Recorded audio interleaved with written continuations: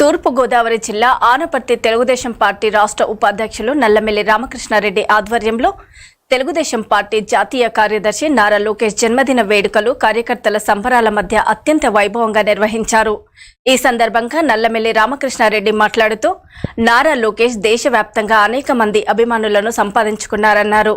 ట్విట్టర్లో వస్తున్న స్పందన చూస్తుంటేనే ఆయనకు ఎంతమంది అభిమానులు అనేది తెలుస్తోందన్నారు. నారా లోకేష్ ని చూస్తే జగన్మోహన్ రెడ్డికి వెన్నులో వణుకు మొదలవుతుందన్నారు.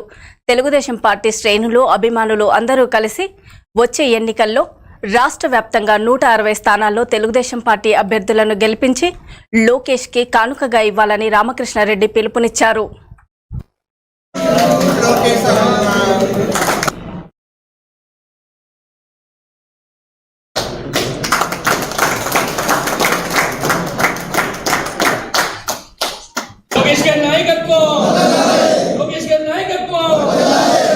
ఇవాళ తెలుగుదేశం పార్టీ యువనేత, జాతీయ తెలుగుదేశం పార్టీ ప్రధాన కార్యదర్శి ఈ నారా లోకేష్ గారి జన్మదినోత్సవం.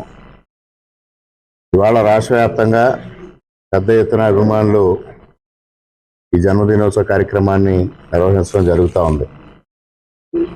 ఇవాళ జగన్మోహన్ రెడ్డి గుండెల్లో రైళ్లు పరిగెట్టిస్తూ యువగళం నవశకం పేరుతో పాదయాత్ర చేసి కుప్పం నుంచి విశాఖపట్నం వరకు తెలుగుదేశం పార్టీకి ఒక నూతన ఉత్తేజాన్ని, సమరోత్సాహాన్ని కల్పించి నాయకుడంటే ఈ విధంగా ఉండాలి అని నిరూపించిన వ్యక్తి నారా లోకేష్ గారు.